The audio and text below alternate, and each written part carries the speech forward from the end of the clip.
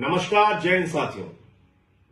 भारत दुनिया का सबसे बड़ा लोकतंत्र है और आज कई राज्यों के चुनाव परिणाम आए हैं। आपने देखा तमिलनाडु में कितना बड़ा बदलाव हुआ। एक नई पार्टी टीवीके जिसके नेता विजय को इतना भारी जन समर्थन तमिलनाडु की जनता ने दिया। लोकतंत्र में कई बार ऐसे फैसले जनता देती है, एक नई पार्टी के पक्ष में अपना समर्थन देती है, वो तमिलनाडु में देखने को मिला। बंगाल में जो कुछ हुआ, आज उसको लेकर टीवी चैनल पे जश्न मनाया जाएगा, गोदी मीडिया बड़ी बड़ी बातें करेगा, तमाम उपलब्धियां गिनाएगा मोदी जी की और अमित शाह जी की और भारतीय जनता पार्टी की नीति की, रणनीति की, बहुत सारी बातें होंगी।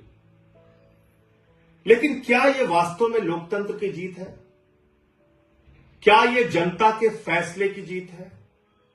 क्या आज इस चुनाव परिणाम के पीछे का जो सच है वो इस देश के लोगों को भूल जाना चाहिए और सिर्फ बीजेपी का गुणगान करना चाहिए? मुझे लगता है नहीं। सारी चीजों का मूल्यांकन होना चाहिए।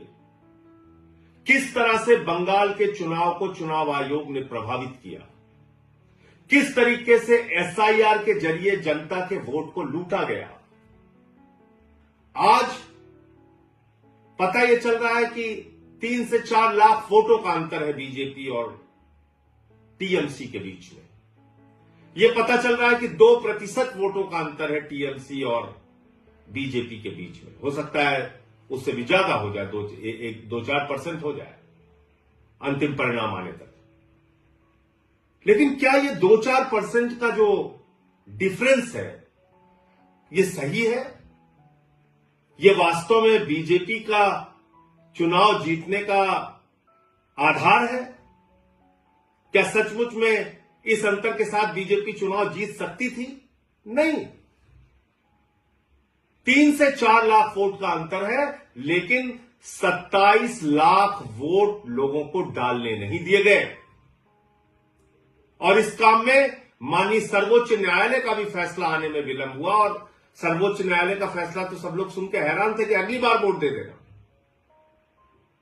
अगर आज वो 27 लाख वोट, 27 लाख मतदाता अपना मतदान करने से वंचित नहीं रहे होते तो क्या आपको बीजेपी की इतनी बड़ी जीत देखने को मिलती? नहीं मिलती।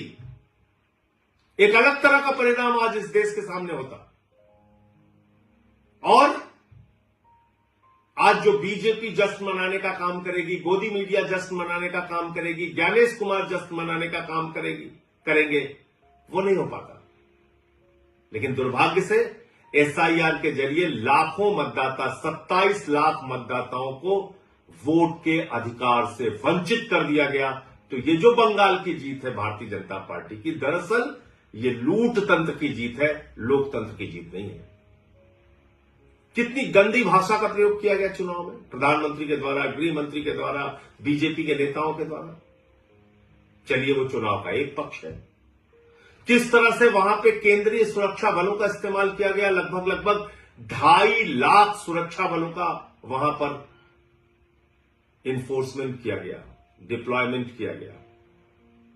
2.5 लाख सुरक्षा बल लगाए गए। कल्पना कीजिए, अमेरिका ईरान से लड़ने के लिए 50,000 सैनिकों का इस्तेमाल करता है और भारत की मोदी जी की सरकार ममता बनर्जी से लड़ने के लिए 2.5 लाख सैनिकों का इस्तेमाल करती है।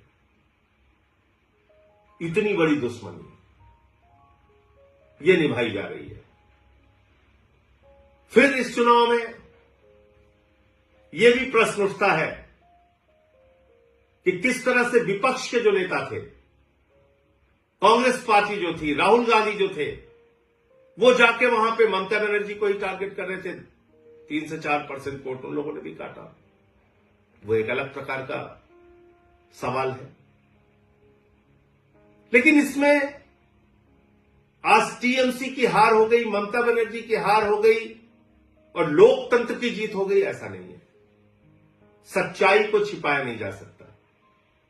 ये एसआईआर के घपले की जीत है, ये ज्ञानेश कुमार के घोटाले की जीत है, ये मोदी अमित शाह के द्वारा केंद्रीय सुरक्षा बलों के बेजा इस्तेमाल की जीत है, ये मोदी अमित शाह के इशारे पर चुनाव आयोग एजेंट बन के बीजेपी का जिस तरह से काम कर रहा था और वहां पर सरकारी अधिकारी चाहे चीफ सेक्रेटरी हो, डीजीपी हो, तमाम जिलों के अधिकारी हो, एसपी हो, डीएम हो, जिस तरह से उनको हटाया गया, ये उसकी जीत है, ये लोकतंत्र की जीत नहीं है। इसके अलावा भी दूसरी बात है, जनता से भी कई प्रश्न हैं। अब जैसे दिल्ली का चुनाव हुआ, दिल्ली के चुनाव में आम आदमी पार्टी ने जो वादे किए पूरा किया, उससे ज्यादा काम करके दिखाया। लेकिन अगर आपको प्रधानमंत्री के 2,500 देने के झूठे वादे पर यकीन था, तो इसमें गलती आम आदमी पार्टी और केजरीवाल की नहीं थी। आज अगर बंगाल के चुनाव में, पंजाब के चुनाव में या दूसरे राज्यों के चुनाव में भारतीय जनता पार्टी जाती है, झूठे वादे करती है, उत्तर प्रदेश के चुनाव में, और उसका मूल्यांकन किए बगैर अगर आप उसको वोट करते हैं, तो इसमें उन पार्टियों की गलती नहीं है। हमको भी अपने बारे में सोचना पड़ेगा। पंजाब में हमारी सरकार ने जो वादा किया उससे ज्यादा काम किया, दिल्ली में हमने जो वादा किया उससे ज्यादा काम किया, लेकिन मोदी जी झाल मुड़ी खा के चुनाव जीत रहे हैं, झूठे वादे करके चुनाव जीत रहे, कह रहे 3,000 रुपए देंगे। दिल्ली में महिलाओं को 2,500 नहीं दिया, बंगाल में जाके कह रहे 3,000 रुपए देंगे। उनकी नफरत की राजनीति पे अगर आपको गुस्सा नहीं आता, अगर 993 रुपए सिलेंडर का दाम बढ़ जाता है उस पर गुस्सा नहीं आता, चुनाव ठीक खत्म होता है उसके तुरंत बाद, और हम लोग कह रहे थे कि निश्चित रूप से गैस के दाम बढ़ेंगे, 261 रुपए 5 किलो के सिलेंडर का दाम बढ़ गया, अब पेट्रोल डीजल के भी दाम बढ़ेंगे। लेकिन अगर इन सब बातों से जनता को कोई फर्क नहीं पड़ता, तो भारतीय जनता पार्टी को क्यों फर्क पड़ेगा?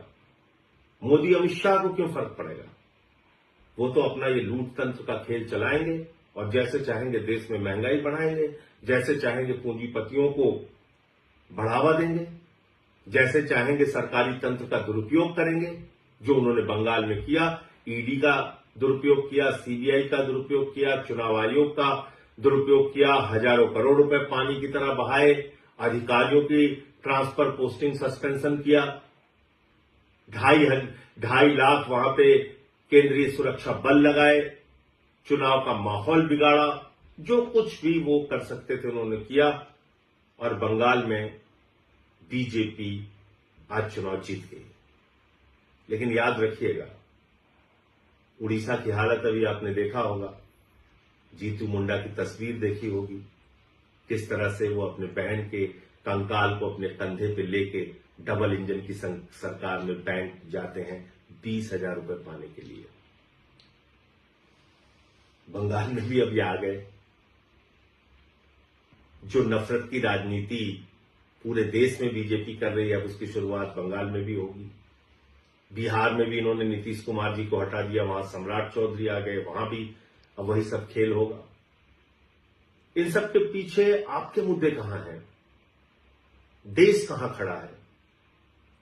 अगर आपको इस बात पे गुस्सा नहीं आता कि ट्रंप भारत के प्रधानमंत्री को हर दिन अपमानित करता है, भारत को अपमानित करता है, भारत को नरक कहता है, लेकिन प्रधानमंत्री कुछ नहीं बोलते, अगर आपको इस बात पे भी गुस्सा नहीं आता कि देश का एक हिस्सा मणिपुर जल रहा है और प्रधानमंत्री खामोश है, पड़ोसी राज्यों से भारत के प्रधानमंत्री के रिश्ते अच्छे नहीं है, महंगाई देश में चरम पर है, बेरोजगारी चरम पर है, किसानों की आमदनी दोगुना करने की बात पूरी तरीके से झूठी साबित हुई, काला धन लाने की बात झूठी साबित हुई, और अगर आपको इन सारी बातों पे गुस्सा नहीं आता और राज्य दर राज्य इस तरह से लोकतंत्र को लूट तंत्र में बदलकर चुनाव जीतने का बीजेपी का अभियान जारी रहेगा और हम और आप खामोश बैठे रहेंगे, तो याद रखिएगा, बीजेपी तो अपना रास्ता तय कर रही है, लेकिन